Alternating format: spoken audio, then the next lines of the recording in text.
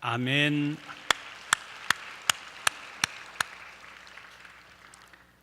시온 찬양대 그리고 앙상블 귀한 찬양 감사합니다. 늘 헌신하는 EDL 찬양단에게도 감사를 표합니다. 요즘 독감 때문에 고생하는 분들 많으시죠? 지난 주간 주일 예배 결석자 통계를 받아보니까 교회 학교 어린이들의 경우는 말할 것도 없고 장년들도 독감으로 인해서 결석한 분들이 굉장히 많았습니다. 이미 지난 12월 1일 질병관리본부가 독감주의보를 발령한 바 있는데 한 달 이상을 넘겼는데도 그 세력이 점점 더 강해지고 있습니다.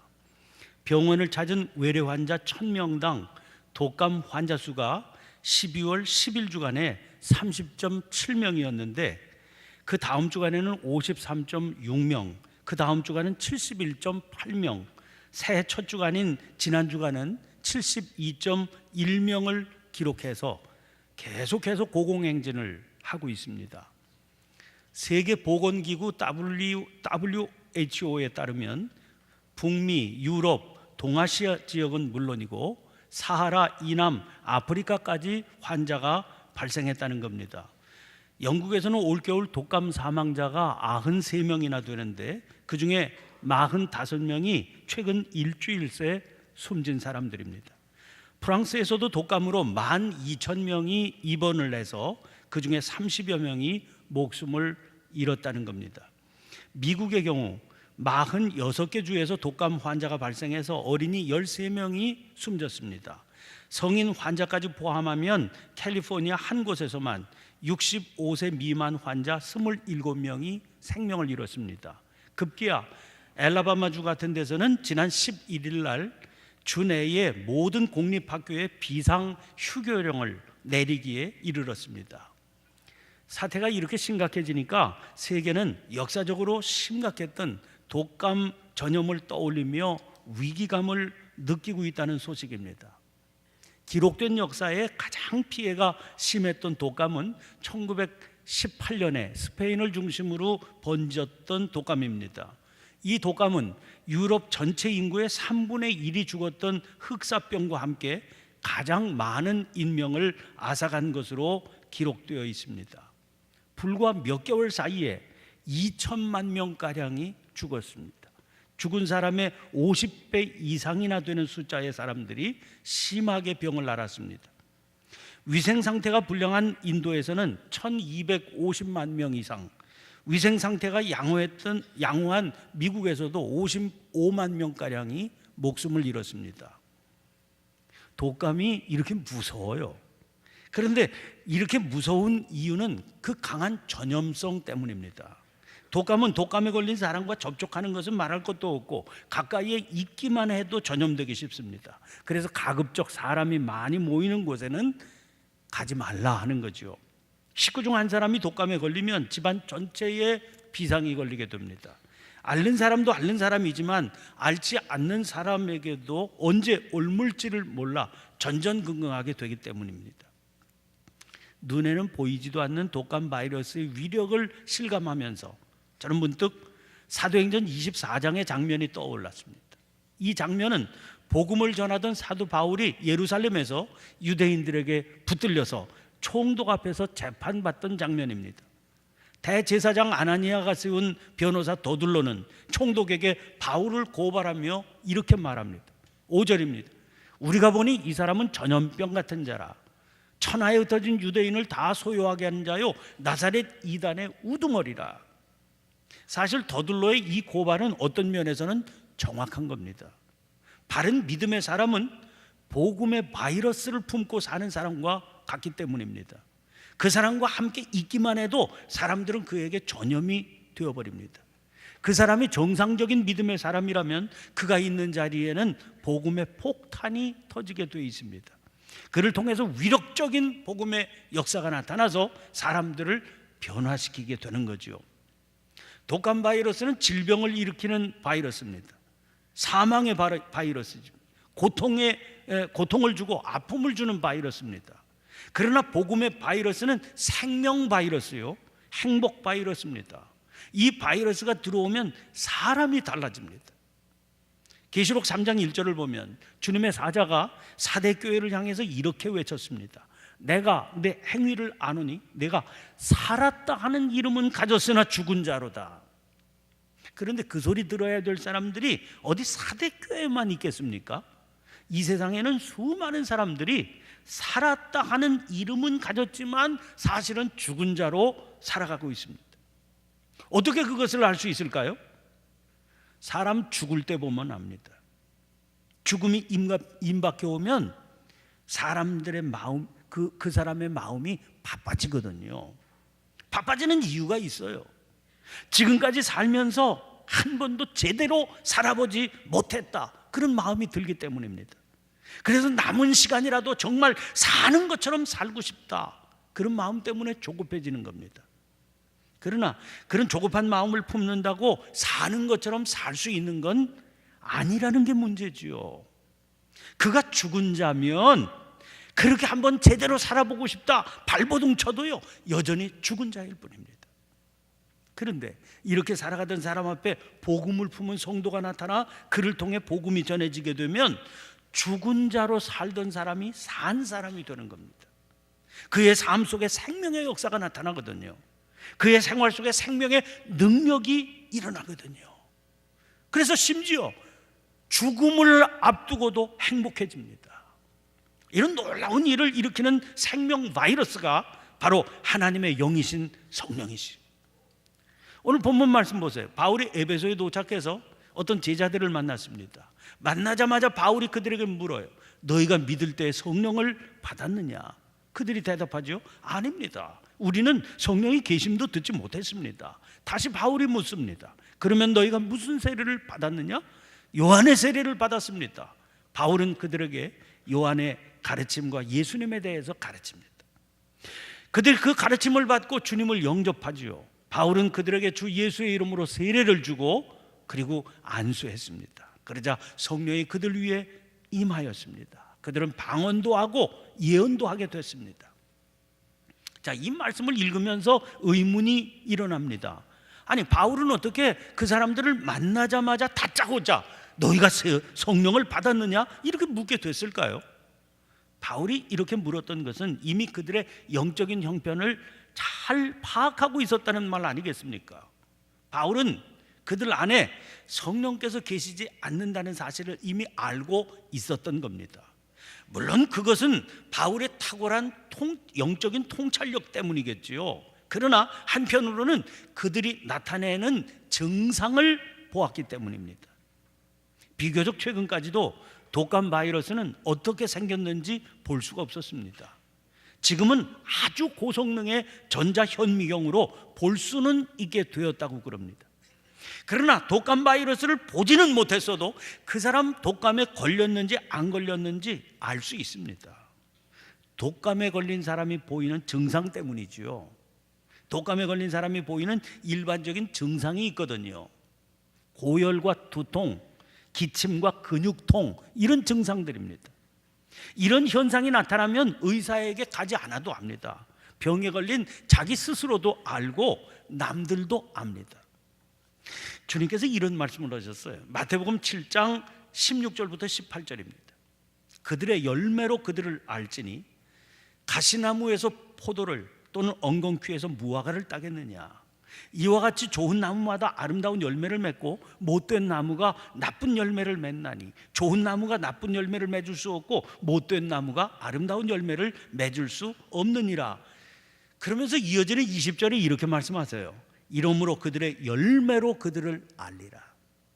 저는 서울에서 태어나서 자랐기 때문에 나무를 보고서는 그 나무가 어떤 나무인지 잘 모릅니다. 잎사귀를 보고서도 모르겠어요. 그러나 달려있는 열매를 보면 저 같은 사람도 그게 무슨 나무인지 압니다. 밤송이 달려있으면 밤나무지요. 감이 무성하게 달려있으면 감나무, 사과가 달려있으면 사과나무고 배가 달려있으면 배나무입니다. 열매를 보면 확실한 겁니다. 신앙생활도 그렇지 않습니까? 그 사람이 얼마나 교회 오래 다녔느냐, 몇 대째 신앙생활 하느냐, 교회에서 그가 무슨 직분 받았고 어떤 활동하느냐, 이런 거 통해서는 알 수가 없습니다. 그러나 그의 인격과 삶을 통해 맺어지는 열매를 보면 금방 압니다. 아마 많은 분들에게 그런 경험 있으리라 생각됩니다. 교회 직분 받았다는 분인데 조금 얘기를 나누다 보면 이분이 하나님의 자녀가 아니다, 그런 느낌 드는 데 있지 않던가요? 기대되는 열매를 찾지 못하니까 그분이 거듭났는지 의구심이 들게 되는 겁니다. 요한복음 3장에는 니고데모라는 사람이 등장해요. 그는 그 당시 유대 공회원 중에 한 사람이었습니다. 종교 전문가고 교회 지도자입니다. 그가 밤중에 주님 찾아왔습니다. 그의 심령 속에서 무언가 갈급히 찾는 영적인 목마름이 있었기 때문이죠. 주님이 그를 보니까 그의 안에는 생명이 없었습니다. 교리적인 지식만 있었을 겁니다. 사람 살리는 생명의 증상이 그에게서 전혀 나타나지 않았기 때문이죠. 그래서 그에게 주님께서 말씀하세요. 요한복음 3장 5절입니다. 내가 진실로 진실로 내게 이르노니 사람이 물과 성령으로 나지 아니하면 하나님의 나라에 들어갈 수 없느니라. 그러면 사랑하는 성도 여러분, 생명 바이러스가 우리 안에서 일으키는 증상은 어떤 거겠습니까? 우선 생명 바이러스는 우리를 새로운 피조물로 살게 합니다. 고린도후서 5장 17절입니다. 그런즉 누구든지 그리스도 안에 있으면 새로운 피조물이라. 이전 것은 지나갔으니 보라 새 것이 되었도다. 새로운 피조물, 그러니까 이전 것과는 전혀 다른 새로 지음받은 존재가 된다는 말이에요. 우리 안에 생명 바이러스가 들어오게 되면 우리는 전혀 다른 존재가 됩니다. 아니, 겉모습이 어디로 가겠어요? 그러나 그가 무엇을 위해 살아가는지 그 목적이 달라집니다. 소망이 달라집니다. 추구하는 삶의 의미가 달라집니다. 가치관, 인생관, 세계관이 달라집니다. 그렇게 되니까 듣는 게 달라지고 바라보는 게 달라지죠. 그렇게 버리지 못하고 매달려 살던 옛날의 즐거움과 쾌락은 시들해집니다. 그 대신 전혀 다른 즐거움과 행복이 그를 지배하게 됩니다. 우리 감리교의 큰 어른이셨던 이호은 목사님께서는 당신 안에 일어난 이 놀라운 생명 바이러스의 증상을 이렇게 노래했습니다. 찬송가 436장인데요 1절 가사만 보겠습니다. 나 이제 주님의 새 생명 얻은 몸, 옛것은 지나고 새 사람이로다. 그 생명 내 맘에 강같이 흐르고 그 사랑 내게서 해같이 빛난다. 영생을 누리며 주 안에 살리라. 오늘도 내일도 주 안에 살리라. 새로운 피조물이 되고 보니까 비로소 깨닫게 됩니다. 아하, 전에는 먹고 자고 살았지만 사실은 죽은 상태였구나. 그런데 이제 비로소 산 거로구나. 살아있으나 죽은 자였다. 이 말씀이 무슨 말씀인지 비로소 깨달아지는 거죠. 그리고 그 뿌리에 뭐가 있었던지가 보이게 됩니다. 우리가 살아있으나 사실은 죽은 자였던 것은 죄와 허물 때문이거든요. 그 죄가, 그 허물이 우리 영의 눈을 어둡게 했습니다. 그래서 볼 거 보지 못하게 만들었습니다. 죄의 종노릇, 불의의 종노릇하며 살게 만들었습니다. 보지도 못하니 깨달을 수가 없지요. 깨닫지 못하니 거기서 빠져나올 수는 더더욱 없지 않았겠습니까? 그런데 이제는 보게 됐습니다. 깨닫게 됐습니다. 보고 깨닫게 되니까 얼마나 안타깝습니까? 그래서 안타까운 마음에 부르짖어 기도하게 됐습니다. 그러니까 놀라운 일이 일어나게 됩니다. 하나님께서 능력으로 역사하시는 겁니다. 하나님께서 우리 안에 부으시는 생명 바이러스, 성령께서 강하게 우리 안에서 일하게 해주십니다. 악한 마귀는 여전히 우는 사자와 같이 삼킬 자를 두루 찾지요. 그러나 성령께서는 우리에게 능력을 주십니다. 죄가 더 이상 우리를 주장하지 못하게 하는 대신에 당신께서 친히 우리를 주장하십니다. 다스려 주시고 이끌어 주십니다. 이렇게 성령께서 우리 안에 역사하시면 나타나는 뚜렷한 증상이 있습니다. 만족함, 감사함입니다. 사마리아의 수가성이라고 하는 곳에 한 여인이 살고 있었어요. 과거에 남편이 무려 5이나 됐습니다. 그러나 아무도 그를 만족하게 해주지를 못했습니다. 다시 또 새로운 남자를 만났습니다. 그러나 그 사람 역시 마찬가지였습니다. 남은 것은 무엇으로도 채울 수 없는 공허함, 그리고 사람들의 손가락질 뿐이었습니다. 그래도 살기는 해야 되잖아요. 사람들의 눈을 피해 아무도 찾지 않는 시간, 뜨거운 태양이 내리쬐는 한낮에 물을 길어보겠다고 우물로 나온 겁니다. 거기서 이 여인이 주님을 만납니다. 주님께서 이 여인에게 말씀하십니다.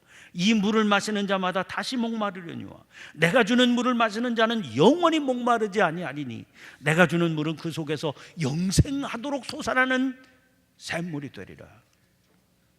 성령께서 우리 안에 임하시면 생명수 샘이 솟아납니다. 포도 마르지 않는 샘, 끝없이 솟아나는 영생수 샘입니다. 이 샘으로 인해서 갈증은 더 이상 찾아볼 수 없게 되지요. 배고픔 사라지게 됩니다. 그러니 만족하게 됩니다.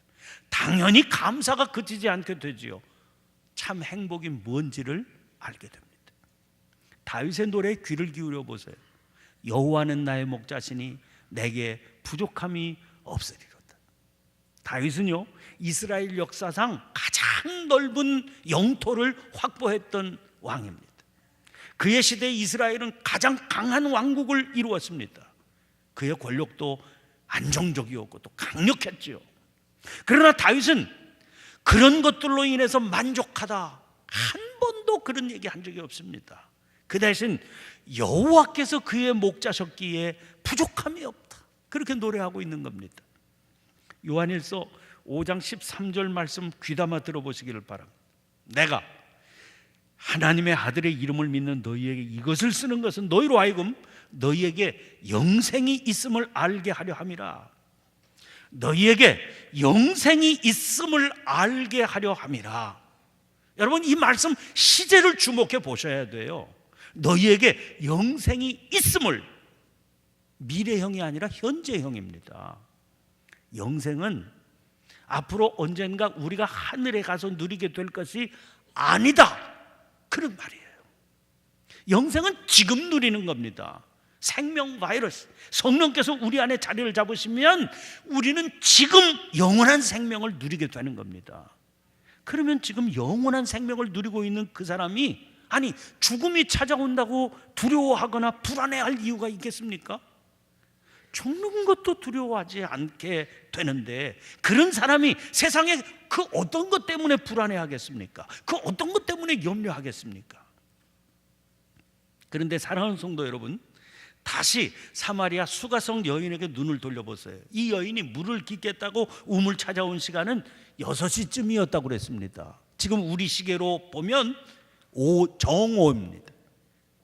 이스라엘에서는 이 시간에 밖에 나다니는 사람 찾아보기 어렵습니다. 태양이 너무 뜨겁고 날씨가 더워서 낮잠을 자는 시간이기 때문이지요. 그런데 이 여인은 이 시간에 우물을 찾았습니다. 이유는 분명합니다. 사람들과 마주치고 싶지 않은 겁니다. 사람들 마주치면 저 여자 손가락질하고 입에 오르내리고 자기 얘기가 누구에게 오르내리는 게 싫은 겁니다. 그런데 주님 만나 생명 바이러스에 전염된 이 여인 보세요. 4장 28절부터 30절에 이 여인의 변화된 모습이 이렇게 묘사되어 있습니다. 여자가 물동이를 버려두고 동네로 들어가서 사람들에게 이르되 내가 행한 모든 일을 내게 말한 사람을 와서 보라. 이는 그리스도가 아니냐 하니 그들이 동네에서 나와 예수께로 오더라. 사람들 낯을 피해 살던 여인 아닙니까? 사람들이 자기가 행한 일을 입에 올리는 게 죽기보다 싫었던 겁니다. 그랬던 그가 주님께서 전하시는 생명 바이러스에 전염이 됩니다. 무슨 일이 일어납니까? 여자가요, 제 발로 동네로 들어갑니다. 사람들을 만나서 꺼내는 게 뭡니까? 내게 일어난 이 일을 아는 사람이 있더라. 아니, 자기 입으로 자기에게 일어난 일을 사람들에게 전하는 겁니다. 내가 행한 모든 일을 내게 말한 사람을 와서 보라. 이는 그리스도가 아니냐. 오늘 본문 이하에 8절부터 10절까지 말씀에도 이렇게 되어 있습니다. 바울이 회당에 들어가 석 달 동안 담대히 하나님 나라에 관하여 강론하며 권면하되 어떤 사람들은 마음이 굳어 순종하지 않고 무리 앞에서 이 도를 비방하거늘 바울이 그들을 떠나 제자들을 따로 세우고 두란노 서원에서 날마다 강론하니라. 2해 동안 이같이 하니 아시아에 사는 자는 유대인이나 헬라인이나 다 주의 말씀을 듣더라. 복음을요 3달 동안이나 담대히 강론하며 권했다고 그랬습니다. 그러나 사람들 중에 듣고자 하지 않는 이들이 있었다는 거지요. 그들은 오히려 무리 앞에서 이 도를 비방했다고 그랬습니다. 그럼 한번 이 말씀을 생각해 보세요. 무리들이 3달 동안 가만히 앉아서 바울의 강론을 조용히 듣고 3달 후에 가서 비방을 시작했겠습니까? 아니, 그러면 왜 담대히 강론하며 권했다 이런 표현을 사용했겠어요? 당연히 그런 태도 보이지 않았겠죠. 그 말은 무리들이 처음부터 귀를 기울여 들어보려고도 하지 않았다는 겁니다. 제대로 듣지도 않고 막 소리를 강론을 시작하니까 막 비방부터 했다는 겁니다. 그런 상태인데도 굴하지 않고 3달 동안이나 복음을 전했습니다. 그래서 담대히 전했다고 그러는 겁니다. 3달 만에 그들을 떠나 제자들을 따로 세우고 두란노 서원으로 자리를 옮겨 거기서는 2년 동안이나 복음을 전했습니다. 여러분, 이런 일이 가능하게 일어나는 게 생명 바이러스, 성령께서 우리 안에 좌정하실 때 나타나는 증상입니다. 증상은요 애써서 나타나는 게 아닙니다. 가만 내버려 두어도 나타나는 겁니다. 독감 걸리면 가만히 있어 노력하지 않고 시험 치지 않아도 아프고 기침 나고 열 나는 겁니다. 그리고 이런 증상이 나타나기 시작하면은요 저절로 전염이 되기 시작합니다.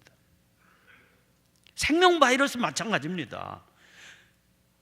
이제 증상이 나타나면 주변 사람들을 변화시켜서 같은 증상이 일어나게 만들어갑니다. 사람들은 우리들의 이런 모습을 보고 저 사람 안에 생명 바이러스가 들어가 있구나 하는 걸 알게 되는 거죠. 가장 중요한 것은 그러므로 성령께서 우리 안에 머무시는 겁니다. 생명 바이러스에 전염되는 일입니다. 사도행전 2장을 보면 마가의 다락방에서 성령 체험을 한 베드로가 사람들 앞에서 일어나 담대히 복음을 전하지 않습니까? 그가 전한 복음을 듣고 사람들이 마음에 찔림을 받아 외칩니다. 형제들아 우리가 어찌할꼬? 그러자 베드로가 그들을 향해서 외칩니다. 너희가 회개하여 각각 예수 그리스도의 이름으로 세례를 받고 죄 사함을 받으라. 그리하면 성령의 선물을 받으리라. 독감 바이러스는 전염원이 한 가지밖에 없습니다. 독감에 걸린 사람을 통해서 전염됩니다. 생명 바이러스도 마찬가지입니다. 그 바이러스에 사로잡혀 살아가는 사람을 통해 전염됩니다. 그러므로 우리가 이 바이러스에 사로잡혀 살아가기를 원하면 무엇보다 성령의 사람들을 가까이 하려고 해야 돼요. 그런 사람들이 많이 모여 있는 곳을 찾아가야 됩니다. 예배드리는 이 자리에는 생명 바이러스가 가득한 줄 믿으시기 바랍니다. 그 예배 성공이 인생 성공이 되는 이유가 바로 그겁니다. 그러므로 예배를 사모하시기를 바랍니다. 예배드리는 장소, 예배드리는 사람들을 그리워하고 자꾸 가까이 하고 거기 내 자리를 확보하려고 해야 됩니다. 그와 함께 담대하게 세상 가운데 들어가셔야 됩니다. 그 속에서 믿음으로 성령의 인도하심을 따라 순종하며 살기를 힘쓰시기를 바랍니다. 생명 바이러스 품고 세상 가운데 들어가기만 해도 세상 사람들이 그를 통해 전염이 될 겁니다. 생명 바이러스의 전염성은 독감 바이러스에 비할 바 없이 강하거든요. 사랑하는 성도 여러분, 예배를 통해서 늘 생명 바이러스로 충만하시기를 축원합니다. 그리고 받은 바 그 은혜를 안고 복음 향기 흩날리며 세상 항복한 사람들 속에서 살아가십시오. 그래서 하나님께서 친히 일으키시는 놀라운 전염을 경험하며 살아가시기를 주님의 이름으로 축원합니다. 기도하겠습니다. 생명의 근원 되신 하나님, 저희들 안에 친히 이루신 놀라운 역사를 인하여 영광을 돌립니다. 주님께서는 죄와 허물로 죽었던 저희를 살리셨습니다. 또한 죄의 종이 되어 살아가던 저희들이 이제는 의의 병기가 되어 살아갈 수 있게 해주셨습니다. 이 놀라운 변화의 역사를 날마다 깨닫고 고백하며 이루신 놀라운 일들을 찬양하며 살게 해 주옵소서. 또한 이 은혜를 삶으로 증거하는 저희들이 되게 해 주시옵소서. 예배를 통하여 받은 은혜를 더 풍성히 자라가게 해 주옵소서. 믿음의 자녀된 저희들이 받은 은혜가 더욱 굳건하여지도록 서로서로 격려하며 살아가게 해 주옵소서. 복음 들고 세상 가운데 담대히 나아가게 해 주시되 입술의 고백과 함께 삶의 향기도 충만할 수 있도록 역사하여 주시옵소서. 구원의 주님이신 예수님의 이름으로 기도하옵나이다. 아멘.